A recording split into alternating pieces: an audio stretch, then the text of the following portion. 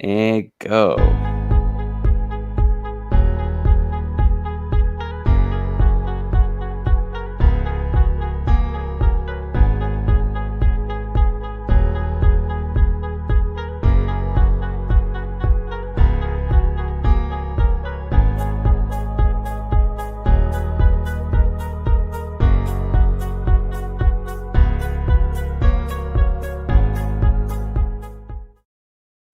Hey, we're back. Welcome back, everyone. Welcome to the midweek mid-range. My name is Parker Ainsworth. I'm joined by Jeremy and Jamal with Belly Up Sports. How y'all doing tonight? Fantastic. How are you guys doing? Dude, just living the life. Living the life. Welcome back to basketball. Tonight's national game, I guess, is Suns Sixers. It's an NBA TV game. I talked to Jeremy a little bit about this before the pod started. Do y'all get NBA TV? Is NBA TV really a national game?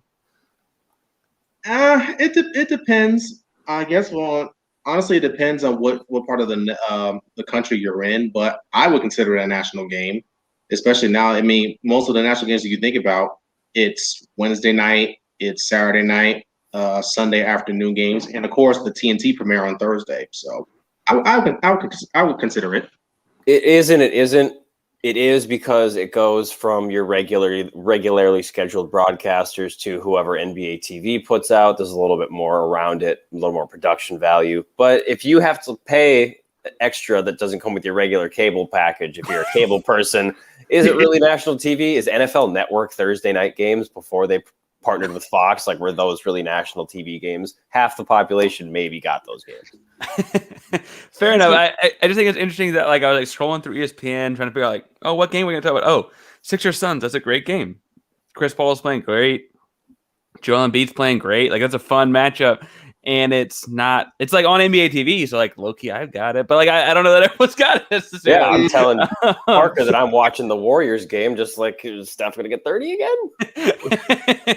Are you watching Sixers Suns, or you got anything going on in the background there, Jamal? I wish. I wanted to try to catch the even though they don't play in an hour, so I wanted to see the Denver Portland game, but because of all the TV rights stuff here in Denver, I can't even watch that. That's a mess, isn't it?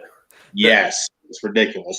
So is it blacked out where you are because it's on some obscure Fox? I guess here it'd be Fox Southwest. Is it Fox Midwest, or what's the thought there?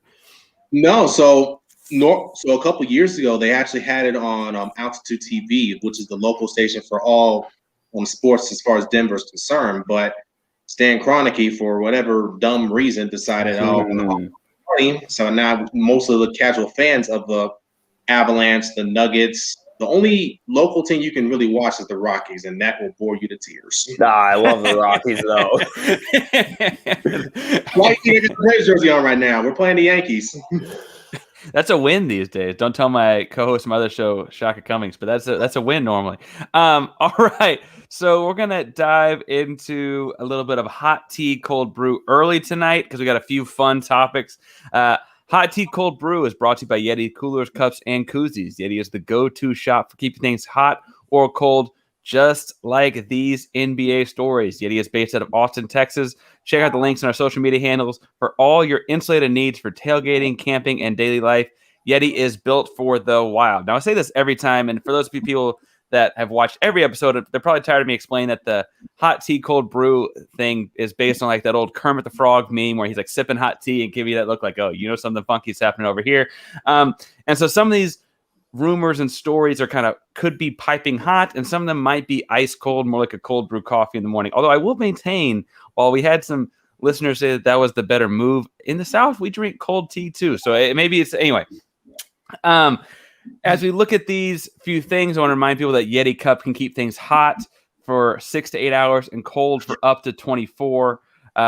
So make sure that you go check out Yeti and all the good stuff they've got. My first hot tea cold brew is really simple.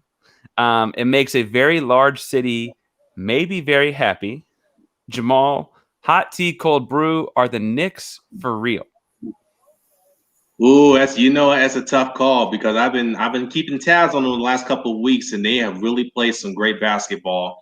And honestly, they've gone up with some of the bigger teams in the East, and they've actually held serve with them. But the one I was really impressed with was the game against the Mavericks when Julius Randle went off for 44 points, 10 boards, and I think 5-6 assists.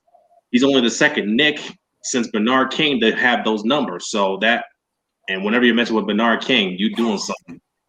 So I think the Knicks, should they continue this way, I won't say a title contender, but Tom Thibodeau, I think, should also be another coach that should be considered for Coach of the Year with the work he's done with those guys. You see R.J. Barrett making the leap in his second year. Derrick Rose has been another revelation for these guys. Nerlens Noel, another defender in the paint for them.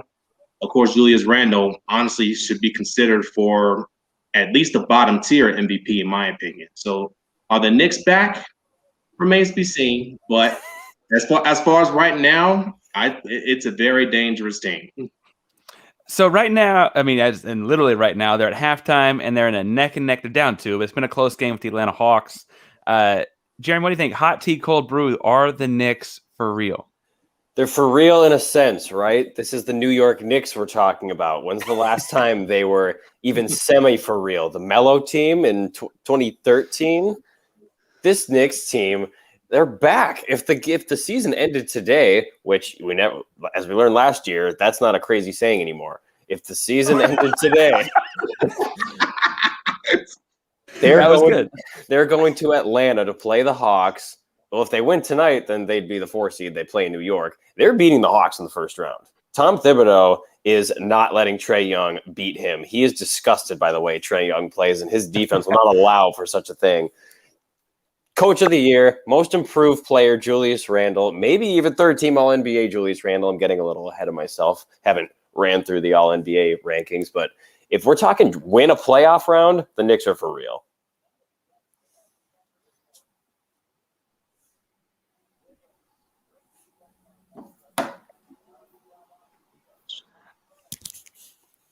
What I can't tell on the technical side is if my internet's out or if their internet's out. Did we lose me? Was it me? I'm not sure, but you were rattling off some stuff, and I can't tell if it's me or you, Jeremy. But repeat for at least my ears. You were saying that Julius Randle is most improved player of the year. They got a coach of the year guy, and Thibodeau. What else they got going on in New York? Oh, I just said if they win a playoff round, they're for real. They're back. Fair enough. And I think the interesting thing with New York is that they don't have to be championship level good, like you're saying, Jeremy, to be back, right? But the league is better when New York is good, right? Like the Mecca being Madison Square Garden, when good games are happening there, it really is good for the league. Jamal brought up the game just a couple days ago that Julius Randle had here in Dallas. Julius Randle is obviously from Dallas. There's a big Porzingis, Julius Randle's thing going on there. That's fun. In the revenge tour, he had a big game against New Orleans as well. He beat the Lakers last week. It's like Julius Randle wants people to know his name. He is very much out here to take all of your good feelings about being the Knicks the last 10 years or whatever it was since that Melo playoff run and shove them back down your throat. I just don't. They might, if they got the right matchup, get out of the first round. I just don't know how much farther I got them going. But it's nice to have a good team in New York, or at least in Manhattan, I should say. So we're going to stick with hot tea, cold brew. My next question is going back to one of those former teams of Julius Randle's. I'm going to look at the Pelicans and Zion Williamson here. Now, this one's a little bit more, I'll say, of a Painsworth take here, a little Pains take. My thought here is because I think that this is I'll say underreported, although it's awkward to say anything about Zion Williamson. It's underreported. Hot tea, cold brew. Zion Williamson is having a better first 82 games than Luka Doncic. And before I let this, I'm going to throw it to Jeremy first, but while you're marinating over this hot tea, cold brew, here's the thought is through 77 games, right? Because he missed a lot of his rookie season. It's also was a weird year with COVID and stuff in between, and who knows there, right? For 77 games, he's averaging 25.6 points, 6.9 rebounds, 3.2 assists. He's shooting 60% and 34% from three. He's transitioned into this point forward role, which is an interesting tidbit when you think about the old stories about his mom coaching was in middle school, and he was a 5'8" point guard in the 8th grade, and then he was a 6'3" point guard in the 9th grade, and then he was a 6'8" freak of nature in the 10th grade, right? Zion Williamson is always a lot of fun, had a great sneaker drop this week. Or I guess the drop is tomorrow. The release, like the publicity started yesterday with it. But Hot Tea Cold Brew, his first 82 games are in the Luka Doncic realm, Jeremy. It's a little hot. It's warm. It's a warm tea because I think it's not super spicy to say it, but it might be true. I think there's just a little bit of a difference between the two. Luka started off pretty hot. He looked like halfway through his rookie year with everything he could do on the offensive end, shooting threes, getting to the rim, going to the foul line, assists, making plays for everyone else. He looked like future perennial MVP candidate who could lead a team to a title. Zion at first just looked like this overpowering bully who just kind of hadn't reeled it all in yet. But now he looks like this really, really polished product other than the shooting. But he doesn't need to shoot because, like you said, he's shooting, 65%, close to, because everything's in the paint. It's just different, but it's also the same. Same, but different. How just incredibly dominant the two of them are. But it just feels like with the way people talked about Luka, it's not exactly how they talk about Zion. They really think he could lead his team to a title, and somewhat soon. Zion's team is still 5-7 games below 500 because they can't play any defense. They can't. Which a Stan Van Gundy team out playing defense is mind-boggling in itself. And there's certainly, like you said, there's no what was the guy's name at the Ringer that made the Hallelujah song in Luka's rookie year where he was the savior of the mat, right? There's none of that. Zion is not saving the Pelicans. There's nothing to be saved there, right? But Jamal, I think Hot Tea Cold Brew, Zion is having a Luka Doncic-esque first 82 games. I say that because it's not quite a rookie year, but well, I can't necessarily give it to him because, like Jeremy was saying, Luka Doncic is just one of these players. Is one of these generational players that you don't see come every 10, maybe 15, even 20 years. You just don't see it all that often. The way he can shoot the ball, handle it, be able to make his teammates better, and a clutch player, as we saw in the playoffs last year against the Clippers. I mean, this man has the clutch gene. So to put him and Zion kind of in that same mold, I really don't want to do that because come on, they're two different players who play two different styles. As a matter of fact, I want to actually try to give a comparison of Zion Williamson, and hopefully you guys know this name, a really famous name actually. I would think of Zion as a more athletic Anthony Mason, because Anthony Mason was a point forward for the Knicks who could handle the ball, played terrific defense. I think Zion is kind of in that mold, but of course he's got just so much more power and a lot more athleticism. But Anthony Mason in his heyday with the Knicks was a bad man. Well, and I like the Knicks talk. We're dialing back. We're an all New York podcast. We had a couple weeks ago we were like a Minnesota themed podcast. Tonight we're a New York. No, but Jeremy, if you're not on the Luka train, who are you comparing? And maybe I'm just a recent history guy, but who would you think? What is Zion's a once in a lifetime athlete? But what does his basketball game remind you of? He really, really hit it kind of with the Anthony Mason thing. That's awesome. I also wouldn't even say more athletic and more powerful than Anthony Mason. When's the last time you watched Anthony Mason play basketball? He is a freight train. He was crazy athletic. No, that's a really good one because Mace couldn't quite shoot it. I mean, he could pull it from the mid-range, but he would sometimes take those rebounds and just truck it up the entire court. And then I really like that one. I think the easy answer or the quick answer for a lot of people is Chuck. A lot of people say he's a lot like Charles, but he's one of one. He's like Shaq, but he dribbles and just gets rebounds, takes the full length of the court. Shaq did that maybe his first couple of years too. I've seen a couple of clips, but he's just different. He's a whole different type of beast and animal. His playmaking numbers are not reflected in assists the same way Luka's are. I don't know if that's a nature of Luka's a better passer or what it is.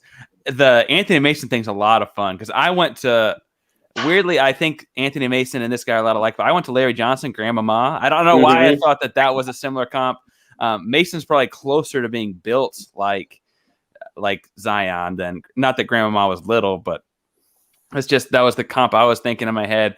And then I think everyone wants to do the LeBron thing because of the high flying dunks at 18 or whatever, but he's not that. Chuck's a fun one. I wonder if I'm trying to think of like the traditional, like in, you know, if Shaq's born 15 years later, does he play like Zion, right? Or if insert other like giant big man, if David Robinson is born 15 or 20 years later, right? Just this hulked out, like Dave Robinson, like could pass a naval fitness test, right? Like if that guy's born 15 or 20 years later, is he more like Zion Williamson? Akeem was smoother and not quite the muscle. But we're naming all these big men, which is funny because when you look at Zion's shot chart, his shots are all around the rim, with the exception of like the catch and shoot threes because it's 2021.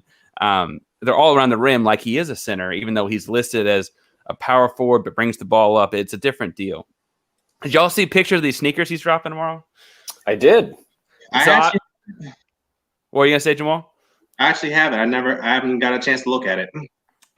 They're Jordan brand. They got this like Z on the side. I'm a fan. Obviously, got sneakers all over my wall behind me, and my mom's watching this. Probably like, you don't need more pairs of shoes, and my wife certainly doesn't think I need more pairs of shoes. But I really like the sneakers a lot. I think they're a cool looking shoe. He did this really cool thing though that I think is worth shouting out. That's very Gen Z of him, but I think it's important to note that like he's a Gen Z athlete selling shoes to other Gen Z kids. So the story was that his younger brother went with him when they went on like their like schmooze tour to the different shoe sneaker factories. And Nike gave the little brother, who's like 5 at the time, and like an all white Jordan 1. I think it was like a low top, he said. And the brother just like scribbled over, blah, blah, blah, blah, blah, right? All over. And there's one of these colorways he's dropping, and the shoe is like just covered in scribbles. And like, and it's inspired. It's like the colorway is called Noah after the, it's like inspired. I was really, really clever and classy, and like a very like, when you think of like Patrick Mahomes and the family, or you think of like the way Luka and his mom were like when he was a rookie, like you think of these like younger guys and being like, he's 20 years old. He's still really close to his mom, right? Still really close to his brother. Like those are really, really cool connections to make for Zion. And I hope that those kind of things don't go away because it makes you feel good. Hot tea, cold brew, moving, because this is apparently an all New York podcast. We just went to Anthony Mason, and speaking of all New York podcasts, I'll throw a new one in there. Hot tea, cold brew. Did y'all hear the comment Zion Williamson made about Madison Square Garden the other night? I did. Are there okay? So I'm glad you asked me about that. So both of y'all made noises. I'm going to start with Jamal, but am I reading tea leaves there? Speaking of hot tea, cold brew, what's going on there? You know what? If I'm New York fans, I probably would be salivating at the mouth right now, because if this man goes to New York, do you imagine how New York, like the Garden, will be rocking every single night if he is playing for the Knicks along with RJ Barrett, his former teammate at Duke? They would have that. They would almost be so. I mean, it's sold out. Even before the pandemic, New York City, Madison Square Garden, that building was always sold out, even when the team was lousy, and sometimes still is. Can you imagine the electricity and the energy that will be in that building if Zion Williamson and Barrett are together and the Knicks are winning? Do you know how much the market would just skyrocket for the NBA for that reason? Well, on the player comps thing, not because they're both big point forward lefties, but like he does fit a weird Julius Randle mold. With like, he's not as smooth a player, but he's much stronger and more explosive. I want to point out the contract, because I just scrolled down on Basketball Reference. His rookie deal is up in 2023. It's worth pointing out that the money doesn't make sense to leave until after the second contract, because you get a big bump for staying with your original drafted team on your second contract, which would put him at closer to 2027. He'd still be in his mid-20s though. Jeremy, are there tea leaves here with the Zion to the Knicks kind of stuff, or what are you hearing? What are you thinking? Oh, you bet your ass there is. Zion Williamson is already a New York Knick. When you see these videos, sometimes it's like, oh, we're gonna read into like maybe this little eyebrow thing he did, or like the way he talks about this team. Did you see him talk about New York and Madison Square Garden? This man is a Jordan Brand athlete. The Supermax be damned. This man is a New York Knick already.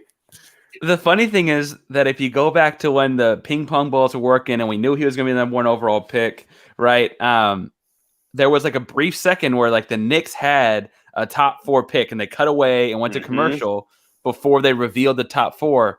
And like the Knicks, Lakers, Pelicans, and one other team, I can't remember off the top of my head because I'm going off the top of my head, but all had like a chance at the top 4 pick. And the city of New York just thought they had him. Like they were printing jerseys and doing the photoshops on Twitter during the commercial break. They all thought they had him for a hot second. And now we're talking about the 2020s and maybe his mid-20s, which is weird. He's really young, but that could really happen. His face though lit up. He is a child. He's 20 years old, but his face just lit up, right? Just crazy. Anyway, an A. Smith meme. Which one? The New York. All right. Speaking of our all New York podcast, because we're going to stick with a theme here before we head out west. Hot tea, cold brew, Jeremy. The Brooklyn Nets prove that defense no longer matters in the NBA. You asked me a month or 2 ago when everything was still rolling fresh. Absolutely. You know what they say? How are you gonna stop us? Or how are you gonna stop us on defense? 125 points on offense. That's how. But guess what? None of these 3 can stay on the court at the same time. And it's actually for the first time starting to worry me that it's going to carry into the playoffs. They can win round 1, maybe round 2 without one of those 3 guys. They might be down 2 of them at some times. Like Kevin Durant finally comes back and he gets a knee contusion. He gets a bruise on his knee. Just this freak stuff. He can't keep himself on the court. It's really bumming me out. To answer your question, yeah, kind of. Because if they scored 130 points a game, they don't need to play defense. As Jeremy points out, the offensive rating of the Brooklyn Nets is 100, even with all the injuries and all the craziness, and Harden wasn't even there for the first 3 weeks. Their offensive rating is 118.5. For those that are new to analytics, that means in 100 possessions, they score 118.5 points, right?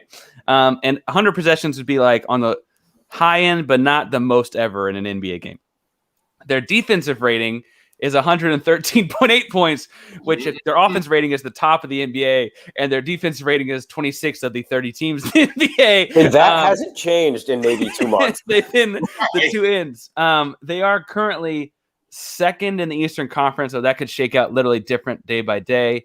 You alluded to the injuries, and I'll let you all go. The injuries latest would be that Kyrie is back and playing for now. Kevin Durant came back, was playing well, and then got a knee thigh contusion, which is a fancy word for bruise, I found out. Yeah, it really is. And then James Harden was coming back from a hamstring injury and then had a setback that sounds like he may be out till the playoffs or for a couple weeks, and the playoffs start in about a month. So that's right there. Jamal, hot tea, cold brew. Do you think the Nets prove that you don't need to play defense in the NBA anymore? No, I still maintain to this day that you have to play some measure of defense. Because matter of fact, they had a special on Sports Center as the last, I think, 15, 20 years, the team who has won the title has at least a defensive rating in the top 10, top 11. So, and where the Nets are sitting right now, it's not looking pretty. Even with some of the top players in the game, and KD, James Harden, and Kyrie Irving, you have to be able to stop somebody. They can probably get away with it in round 1 against maybe Washington or any other team like that. But when you're playing against a Milwaukee or a Philadelphia, who honestly play better defense than them, it's gonna be tough, because all it takes is a couple of bad nights from KD or Kyrie, and good teams will take advantage of that, especially Philadelphia. And that's why I think that with Philadelphia taking 2 out of 3 from Brooklyn will actually be will have an advantage coming for them should they meet in the Eastern Conference Finals. I think it's also interesting because, like, if it all works out, right, it's going to feel like they've solved the regular season because we talk about load managing, what that does to your record, and here, this and the other. And like the solution is just to have 3 stars and make sure any 1 or 2 of them are playing on a given night. Right. Like if they were to win and be successful, it looks like they would have some sort of a, master plan here. I worry that things like defense could pop up or health. And there's going to be some referendum on this idea that like, well, those 3 guys just were never going to be able to play together because I don't know if they can play together. Right. Like I literally haven't seen it. Right. And schematically, everyone's like, well, they're all ball dominant. It's like, yeah, but they can also all knock down the kick out shot. They also all don't mind passing the ball. They just are really tremendous ISO players. So I don't think that I agree that they inherently can't play, but I haven't seen them. And so if something else gets in the way of this happening, I'm like, well, I don't know that what the referendum's going to be. Anyway, there's going to be this deal where like, well, Durant had to have the super team in Golden State to win, and Harden's never going to win, and Kyrie needed LeBron, and yada, yada, yada, and Blake Griffin, and like all this stuff. Those 3 together on one team are such a stew for hot takes if things don't work out. Like I kind of wanted them to win the title earlier this year just so I wouldn't have to hear any of it. It's like, you know what? These guys are all really good. If you've watched any of them play individually, Kyrie with LeBron in Cleveland, KD with an all NBA Warriors team, and James Harden just being himself with anybody on the court, or watch the 3 games or whatever they played together, it works because good basketball players know how to play basketball together, and they all had perfect roles. Well, and my take is with the load management thing, because we saw it last year with the Clippers when they faced against Denver. I think it was Jalen Rose who said it last year during the bubble. They skipped steps, and you can't do that because good teams will point that out and they will attack any weakness you had. Denver did it as far as that top pick and roll with Jokic and Murray, and they exploited them every single time in games 5 through 7. So the load management, you're playing with fire with that. There are hot takes of it that bug me though. Obviously, the Harden stuff does because like people are surprised he's leading the league in assists. Like he's literally led the league. He's led the league in assists before. Like or the Steve Nash thing bugs me too. I like Steve Nash back in his Phoenix days as a player. I had my own opinions about him getting a head coaching gig so easily. But as a player, I felt like, speaking of injuries, they were an Amari Stoudemire injury away from winning in 2006. Right. So I feel like that they had like so many things that are so easy to hate on that it's going to be called defense when the truth is that they might need, frankly, a piece that isn't an old Blake Griffin or like LaMarcus Aldridge was like this big ad and then he can't play. And also like we should mention, we hope that he's doing well and like taking care of his body. That was hard to hear. Hard to hear about a guy as someone who just turned 30. It's hard to hear about a guy in his 30s having heart problems. Like, that's like he's at peak physical condition. I'm like, oh man, I had a cheeseburger yesterday. This is not good. You're like, oh shit, I gotta. Yeah, this is a bad membership. Yeah, but anyway, on a serious note, I hope that LaMarcus Aldridge is doing well. But I just I want to see them actually get a chance to do well, and then if they don't, I guess they don't. Well, the one thing I do is that the spotlight is going to be big on Steve Nash throughout the playoffs because this is going to be his first time going through it.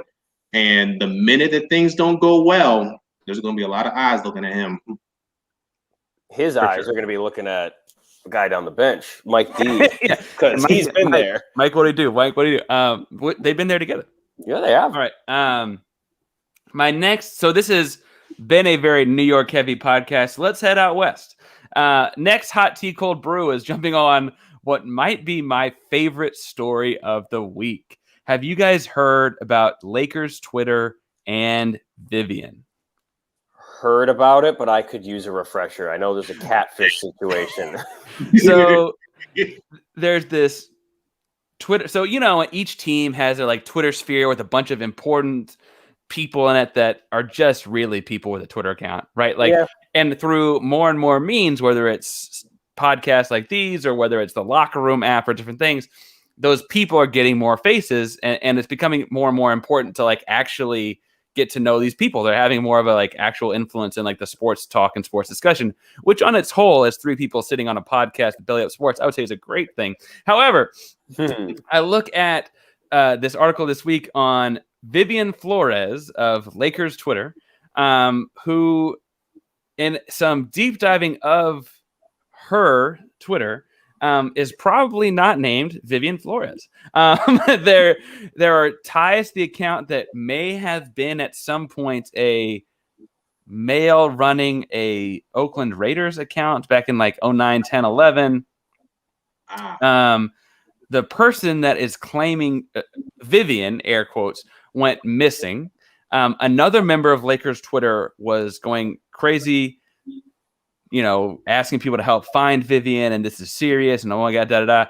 Only to later find out this was very much the Manti Te'o type catfish situation where Vivian was not Vivian. And then very quickly, people were doing reverse searches of Vivian's photos and finding all kinds of clips where she, air quotes, because I don't know who this person is posting photoshops of faces that kind of look alike on a bunch of basketball photos all over the internet. Frankly, the photo in this thumbnail is like a combination of 3 different photos someone in this article pulled together. And then Lakers Twitter explodes because it's Lakers Twitter. So it was in like the middle of the night for the rest of us. It was late night on the West Coast where people found out that it may have been run by a conglomeration of 1 or 2 other Lakers Twitter people. Anyway, I was fascinated by the catfishing of Manti Te'o when it happened because I felt bad for him as a college-age kid, and I felt like he tried to cover something up, and it never worked out well once he got embarrassed by it, da-da-da. I don't feel bad for Lakers fans. No, of course not. So hot tea, cold brew, is the Vivian story a funny story or a sad story? We'll start with Jamal. I think it's a little of both because right now I would probably be rolling on the floor just laughing right now because of course it is Lakers. Let's be real. But to actually hear all that, because I read through the whole Manti Te'o story of several years back, and to just see it unfold the way it did, I was just taken aback. Like people actually do this or whatnot. And now to hear this on the Lakers Twitter, I'm like, well, here we go again. It's just a repeat. But to me, it's comical, but at the same time, like people get a life. Like seriously.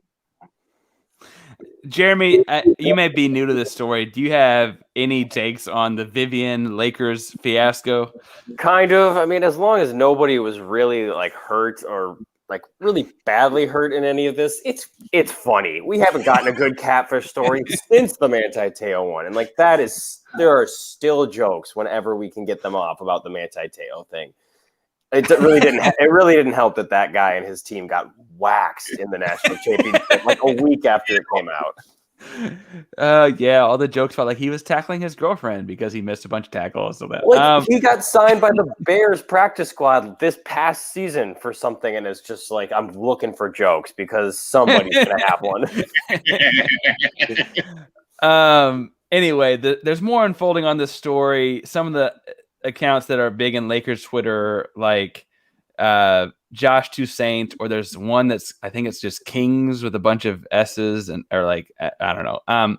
But anyway, are people that think that it might be some combination of people and they're like putting voices together and like if you take this voice and like use GarageBand and lower an octave or two, like what happens? Anyway, be yourself on the internet. Use your real name. Maybe put like don't all this crazy. This is dumb. this is silly. Okay. So we'll keep following that story. If more comes out of that, we will be back with it because I think it is funny. And then, frankly, if someone gets hurt out of it and it's sad, I'll have to apologize probably. So we're going to move on to what's our open container. So the open container is this, again, another Yeti idea that once you pop the top off your Yeti, anything can get in or out, hot, cold, liquid, ice, anything. So our open container question is, what injury has been the most devastating to this NBA season. And I preface, or I want to explain that this NBA season, meaning like the product we're watching right now, because obviously the impact on their careers could be different, or could be yet to be seen. But what NBA injury do you think has been the most devastating for this season as it stands, Jeremy? Off the top of my head, just because there's been so many, I'd have to say one of the most recent ones. It's Jamal Murray. It's a season ender. Like, LeBron's going to be back. AD's going to be back. We hope, we think. Kevin Durant is off and on. James Harden off and on. Like Donovan Mitchell, something. The Oladipo one was bad, but the Nuggets were looking like conference finals title contenders again. I just can't believe this happened. That was such a dagger into so many NBA fans. It was really, really not cool to see. Don't make me get my Hennessy thing. Don't make me get. Sorry. I'm sorry.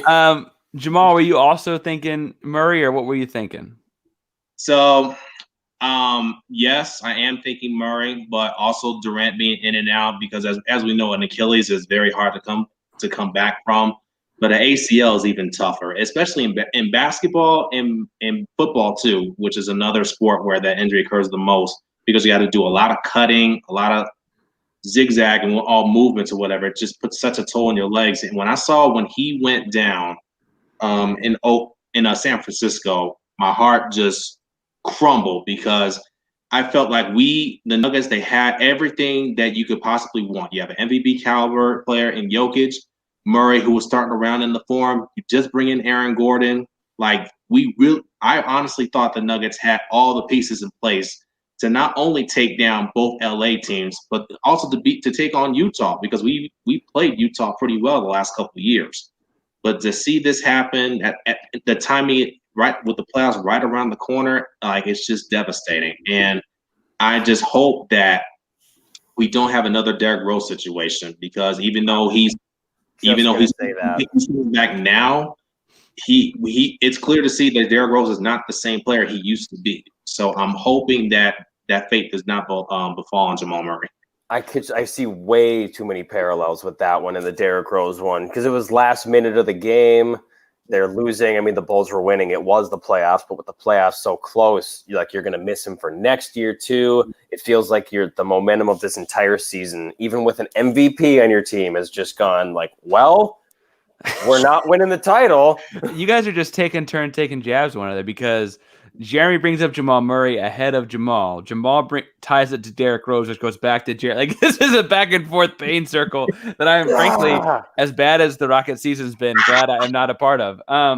The funny thing is, not funny, because none of it's funny, it's injuries, but I would have probably said instinctively Anthony Davis, because he is a tremendous player on, when they're all healthy, I think the best team in basketball. But I have to preface it every time with when they're all healthy, because I don't really know what's wrong with him. It feels weirdly similar to that whole Durant thing that led to his Achilles injury, but wasn't the Achilles at first. And that's really scary for a guy of Davis's size and caliber. And frankly, the way he plays is so smooth. He needs all the flexibility and push off of that foot and ankle. And so that strikes me initially as that. Although it should be said, it's not like reported that it was ever a torn Achilles. It's just the Achilles area, which just scares us. Yeah. One quick thing. Did anybody watch, like, I don't want to bring up another possible injury here, but did anybody watch the Bucks-Suns game? Let's forego the ending that happened if you did see it, because that was just bad. Did anybody see Giannis kind of go off with that cramp after he made that big block on somebody driving? Are you thinking it's not a cramp? I was thinking that it's like, hey, that's kind of where it starts, man. He didn't play the rest of the game, I don't think. I'm like, Giannis, maybe take a day or a week. Well, and I'd hope that Milwaukee's smart with that, because they've been, frankly, I thought one of the more interesting teams this year, because they've been experimenting and clearly getting ready for the playoffs all season. But I guess I just wrote that off as a cramp, but I also did not see it live because I'm a teacher and I was asleep that late at night. My other thing was going to be LaMelo Ball, because it directly he was clearly the rookie of the year, right? And then he got hurt, and I was like, ooh, who's going to win rookie of the year now? And it looks like he may come back. And he's out there practicing and shooting and everything with a formerly broken wrist. man, it's nice to be young and here really fast, I guess. Yeah. My thought there was just that like that directly impacted who won a major award, and it's frankly an award you only get to win once, right? You're only a rookie, unless you're Ben Simmons. But I thought that was interesting because the Jamal Murray thing, and I don't mean to like rain on Jamal Simmons' parade, but the Jamal Murray thing to me is like it impacts the team this season and next season. That's one of their two best players that misses a year-ish, hopefully just a year. Without looking at the longevity of the impact, because some guys, knock on wood, some guys come back totally fine, and some guys have not. Yeah, right. And so I hope that he's the former, not the latter. It likely they take a couple L's just because he's their second best player and he's gone. And I don't mean to like wish that on anybody, but that probably hurts Jokic's MVP case because they were starting to win games going to run, and that was really helping him because he's had great numbers and performances all year, right? Night. Yeah. But the idea that they lose games because they just don't have the depth or the enough firepower outside of him, that hurts an MVP candidate. Again, we talked about this many episodes ago, but there's only been one guy that had a road playoff series win the MVP. And frankly, I think with Russell Westbrook in 2017, there's kind of this thought like, ooh, was the triple-double thing really helping his team? Because we see like the Wizards, he's doing it right now, but the Wizards are very good, right? It also, I think the underlying thing here that I'm worried about, and I don't mean to worry you, Jamal, though, is that like there are only 18 months left on the Aaron Gordon deal. Mm-hmm. Right? And like there was this initial thought that he wanted the big market. He goes to Denver, right? Now, Denver is not a little city or little town, but it's not the bright lights of LA, South Beach, New York. As far as basketball, it's not. Right. It's not. It's a cool town, though, I will say. Like I do enjoy Denver, but it's not. If you think basketball big market and you say that's what I want to do, you're not saying Denver. He goes to Denver and the fit is great. I mean, he and Jokic match up perfectly, but this Jamal Murray thing likely hinders their ability to win this year and next year, right? Because you think it's a year-long injury, right? Whatever.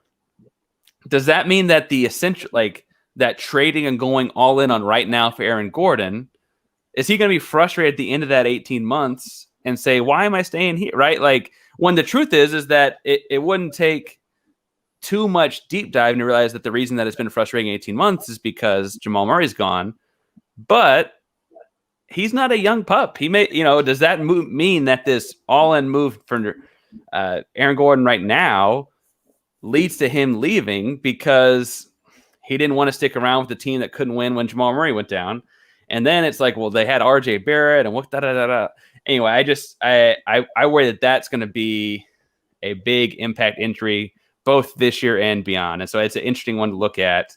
So one thing I do want to say on that. So I think Aaron Gordon's his feelings on that, I think that'll solely depend on how they do in the playoffs this year and depending on who they match up with. So right now, Denver's the 4th seed. If the playoffs will start today, they face the Lakers. So say LeBron and AD, they don't come back healthy and they ended up beating the Lakers. They're probably going to face Utah in the next round. And we know we've done pretty well against Utah, even though it's probably going to be different without Murray. Say we beat Utah, we get back to the conference finals. I think if Aaron Gordon really gets to play in a real playoff setting where he feels like he has a chance to win and actually play meaningful games, because even with Orlando, I honestly did not believe that he even had a decent chance to win. I'm just going to be honest.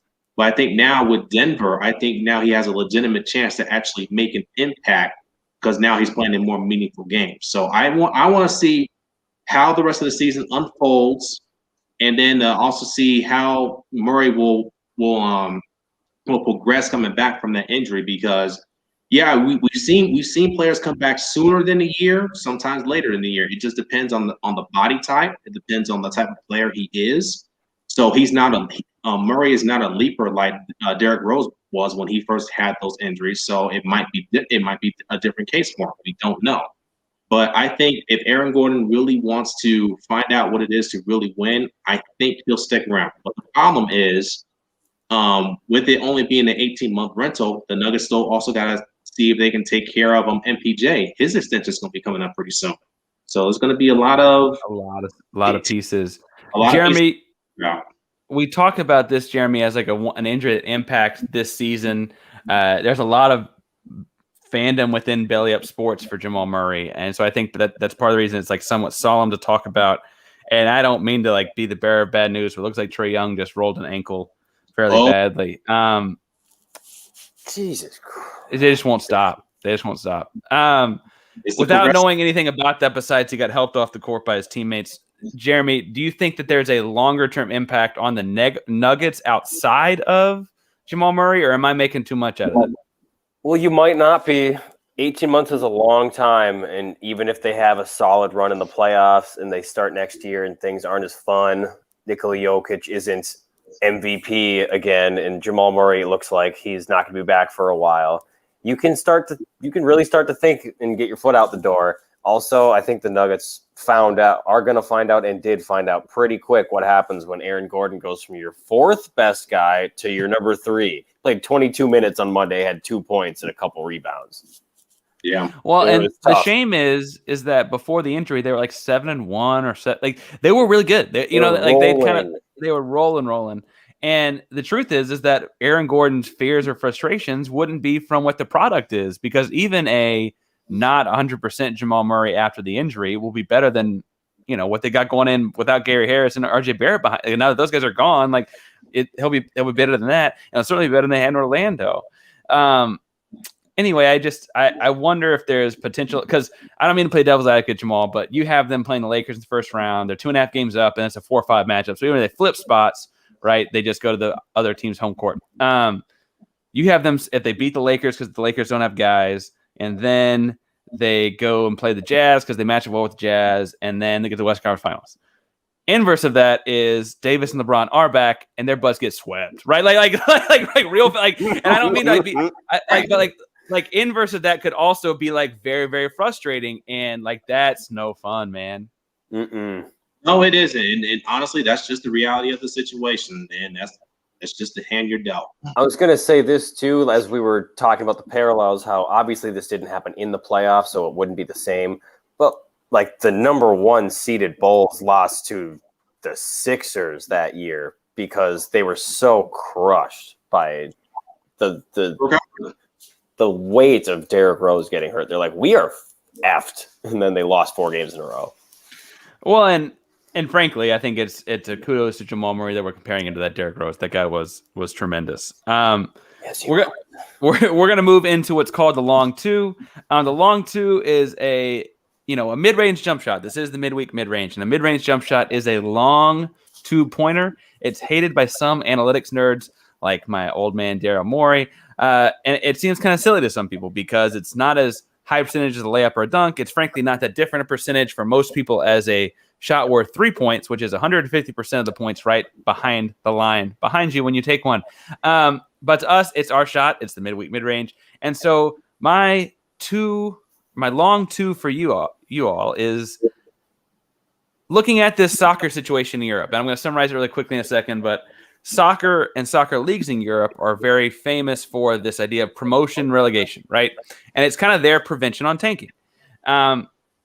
Would you support the idea of promoting or relegating 2 NBA teams? Now, this comes up this week, and before I let y'all go off on your takes here, this comes up this week because the major European soccer clubs both started and then stopped starting what was called like the Super League, right? And it was going to be the biggest money teams, not necessarily the best teams, from several countries, each coming together to make one league you could not get relegated out from. That way they could control all of the money, right? So that way it'd be like if in modern baseball, because the Yankees are at the bottom, if the Yankees were to like tank out at the bottom, they get bumped to AAA, right? And that would mean they'd make less money next year. So the incentive is to win, right? In modern baseball, that does not happen. Frankly, we reward teams for being bad by giving them a better shot in the NBA or directly giving them in other sports the top pick, right? And so you get to stay in the league. And the soccer league that was being made by a lot of, frankly, American owners of European soccer clubs was this idea that they want to get rid of, these big-time owners, get rid of promotion relegation, which is interesting because in American sports, we don't have that. And I think fans would some fans would be intrigued by that. But like, oh, we can discourage tanking by saying if you tank and come in the bottom 2, you're going to have to play in the G League next year. Right? Mm-hmm. So, Jeremy, I say all that to you. What do you think about the idea of adding promotion relegation? I think. Sorry, we cut out a little bit, but I know what you're saying anyway. It's a fantastic idea. I think it's just really, really hard to implement right now. This is a thing that's been going on in soccer for 100 years, like over 100 years. It's tough to just say, hey, the G League Ignite are going to take over for the Bulls next week.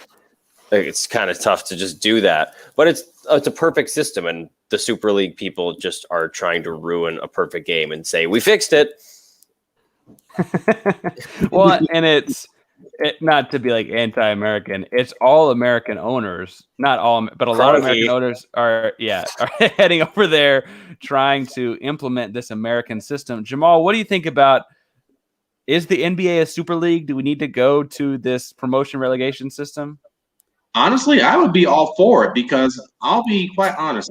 I'm really tired of teams like the Timberwolves, all the bottom feeders that literally just tank, and they do it for years. The Knicks.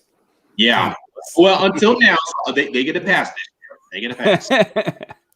I would be in favor of it because that's basically the fans telling the teams like, hey, stop tanking. We actually want to see y'all perform. We actually want to see you win. So I think it'd be impossible to implement it like as at this moment or even 5-10 years down the road, but I would be in favor for it. It's something you could actually do with baseball, though, because they have like what soccer has in farm systems. The NBA just doesn't have baseball that. Like the worst. Baseball, you already have AAA. Like who gets like top 2 in AAA? They could make playoffs for that. Then you get promoted when these 2 teams get relegated. Then like single A, double A teams move up and down and all that. It would work a little better in their tier system. It would work better in baseball. The issue would be that the Yankees, for example, like own a AAA team, right? Yeah, that's the whole idea. And so they'd have to break up those ownership parallels. Like, and in basketball, you don't quite have 30 G League teams, so you couldn't quite go a 1-to-1 kind of ratio. But like Houston does have connection with the Rio Grande Vipers. There's the Raptors and the 905 Raptors. There's the Santa Cruz Warriors, right? Like there are G League teams that are tied to NBA teams. So there's not 30 of them. I wonder if it would help with American sports or not. I just find it fascinating that as we're trying to prevent tanking in American sports and finding ways around it by altering the ping pong ball odds and trusting play in tournaments. Yeah, adding incentives to the 10th seed or whatever. We're doing all of that to get rid of tanking, and European soccer owners, anyway, the fans are very much against it. But the European soccer owners were like, no, we need a league that we can't fall out of. Like Liverpool is like, I'm done with this whole coming in 8th place and get missing Champions League thing. Lose money? You cannot possibly be serious. I also was interesting that the Super League was going to have a salary cap, but we'll save the taking out a salary cap for a later date. That could be a lot more fun, but it takes a lot longer time. Second to last section is going to be Wednesday Night Writes. Wednesday Night Writes is a chance to talk about things you're writing or reading. I'm going to let y'all think about it while I'm going first. My things I wrote this week, I wrote a thing on Zion sneakers. I like Zion sneakers a lot. I like sneakers a lot. Check that out on BellyUpSports.com. Things I wrote this week, obviously there'll be a Rockets roundup later this week. There's one of those every week or every other week. I wrote a thing about injuries like right before Jamal Murray got hurt last week, and that felt a little ominous, and I'm sorry if I gave any bad juju there. Things that I'm reading that I'm enjoying, obviously check out basketball stuff and BellyUpSports.com is a lot of fun. Several other people there, including Jamal and Jeremy. But non-Belly Up Sports stuff I read, there was an interesting article in The Athletic about, I don't know if y'all heard about Sterling Brown on the Rockets got beat up outside a nightclub in Miami. How much must it suck to be that guy? Right. That poor guy. So he got jumped out. So he got in the wrong car. He got outside the club and he got in a car he thought was his Lyft, Uber, whatever. And some dude was like, get out of my car. And they fought because there'd probably been a adult beverage consumed. And they fought. What I thought was fascinating was that the guy that jumped in the middle and like got Sterling Brown out of there before he could get more seriously injured, because he got a bottle broken over his head and got lacerations in his head, was Kevin Porter Jr., who's like this 20-year-old wonder kid on Houston. And I want to point out, they were outside a Miami nightclub, and Kevin Porter Jr. left the club to help Sterling Brown because Kevin Porter Jr. is 20 years old. What is he doing in the nightclub? Get him out of there before he gets in trouble. And he goes out and he's helping separate Sterling Brown from this. And it was like crazy leadership out of a 20-year-old kid that doesn't actually have that kind of stuff in his past history. Like, he's kind of been written off as not having that kind of stuff. And so that was really good on Athletic by Kelly Iko. I always say read Nekias Duncan. Nekias doing a lot of great stuff with basketballnews.com. He does a weekly roaming the baseline bit, which is like stuff he's seeing as he's watching a lot of film. And those are things I'm reading and writing. Jeremy, what are you reading and writing these days? I got two things reading wise. One of them was, they're both Ringer articles. That's kind of where I get a lot of my basketball from, and the Athletic. But the Ringer, there's one a few weeks ago. It was April 7th by Rob Mahoney about Brooklyn. We'll go back to New York really quick. We'll hop on a flight. Brooklyn has turned the regular season into a laboratory. It's a really good article about how all the stuff they're doing, because of all these injuries they've had, it's Mike D'Antoni and Steve Nash, and they're just doing different things with all these different guys they have, and they're trying anything and everything, and they're still winning all the time. It's just really fun. And then I just want to give a big shout out to Dan Devine of The Ringer. He is churning out just the best basketball content all week, every week. 9 out of 10 things he writes is things I'm just extremely jealous of and wish that I just like thought to write about it. Did one on the Jamal Murray injury recently. Most recently, there's nothing quite like the magic of Steph Curry. He just has a way with his words. And then for me, I've been talking about it too long, and it's time to just get to it. Probably tomorrow. I'm doing my most entertaining play-in matchups because I'm super into this play-in tournament. That was also when the Bulls were still like the 10 seed, and now they suck. So no surprise, the Bulls fan is a fan of the play-in tournament right now. Jamal, you got anything interesting you're reading or writing these days? So I actually read a very interesting piece. I believe it was either on CBS Sports or the Bleacher Report. So it's talking about legacies for either players, teams, or coaches. The one that really stuck out to me was Chris Paul. Chris Paul, as we all know, one of the best point guards to ever play this game, just recently passed Magic Johnson for, I believe, 4th or 5th all-time on the all-time assist king.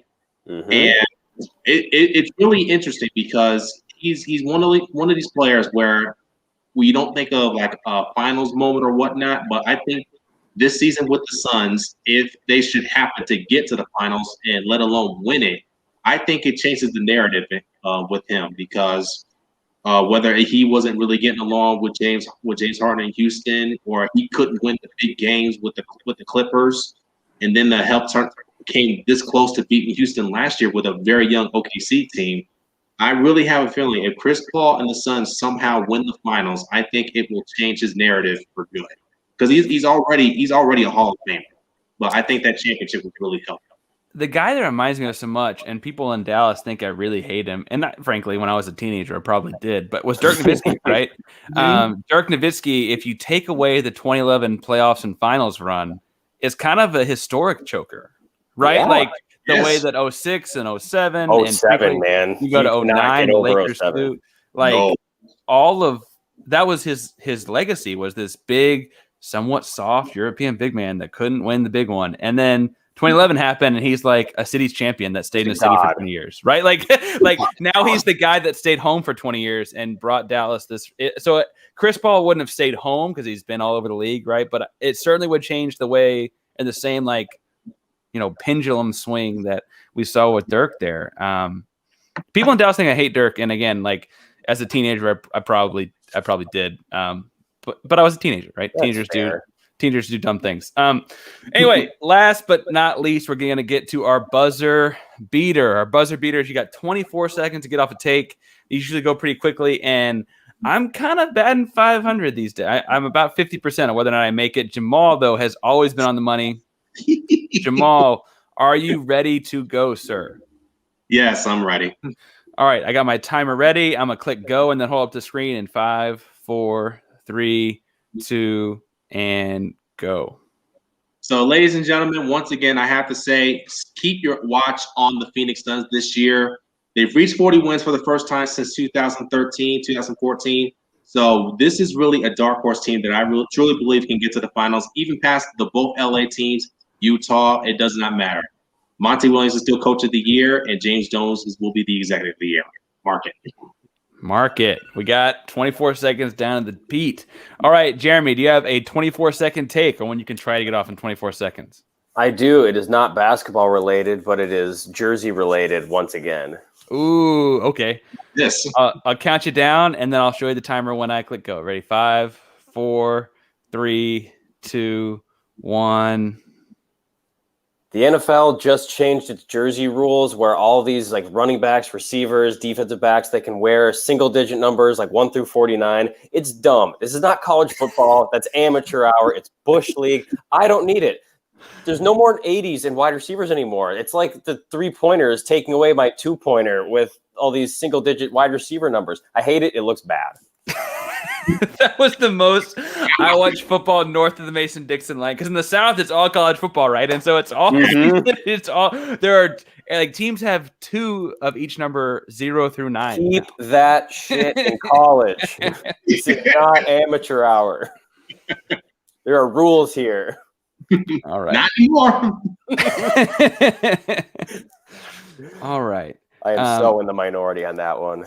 You really are, which is interesting because you're I kind of a swag guy, but that didn't track with it. I thought I had. No, not at all. I'm a traditionalist loser. Give me 88 wide receiver numbers. Give me 88. There's no more. They're all 17 and 11 and 13. Pretty much all the big names are those numbers now. Kids want to be cool these days. Michael Irvin wore 88. Larry Rice, my favorite at 80. All right, I got a stretch on mine. All right, 3, 2, 1. Okay, here's the deal. It's really crazy that Steph Curry is going for 30-plus points in all these straight games. He's doing it single-handedly with no help on his team because he's got like just Draymond Green and Kelly Oubre out there. And, oh, woe is me. But you know what? We've seen this happen before for a guy with a bunch of G League talent around him. He's got a big old beard, and he went for 36 a night. Oh, and that's my That's take. good. That is good. I had to make sure it was in arm's reach, though, because I didn't know if I could have gotten it. Right when he mentioned Steph Curry and then threw a butt, I'm like, okay, here it comes. Well, that's a big fun thing on the Rockets Warriors Twitter fights can get kind of gross, but oh yeah, that's a bit. Warriors World blocked me like 3 years ago, and I'm a little pissed about it. But those things can get gnarly. But Jackson Gatlin, who writes for like one of these Clutch City things from Houston, put out and James Harden got a point stuff. Oh man, straight to the dome. But it's been a constant back and forth, so I don't know who to cite with the origination of it. But anyway, I'm gonna take this off so we can see y'all's socials. But Jamal, tell people where to find you on social media if they want to. Yeah, so down you see on the screen is my Twitter handle. I'm also on Facebook and Instagram as well. Still trying to get those profiles up and running, but most of the stuff you'll find will be on Twitter. Same here. Jeremy, where can folks find you? Sorry, I'm cutting out a little bit. All good. Just on Twitter. I don't have my @ up there, but it's exactly what you see on the screen. Just put a 2-3. That's 2-3 for Michael Jordan. That's at J Macatelli 23 on Twitter. Macatelli. Again, you can find all the show stuff at Midweek Midrange on Twitter and Instagram. Also, make sure you go download and subscribe stuff on the YouTube channel. Do all those good things. You can find my personal stuff at Painsworth512 on Twitter and Instagram. And you can find all the kind of stuff we write on BailUpSports.com, as well as a host of other writers and podcasts and other sports, even if you want to go argue about single digits in football and those kind of things. I'm right, you're wrong. Anyway, thank you all for stopping by. And remember, when you get to the mid-range, don't be afraid to pull up. Thanks, guys. 2. That's 2.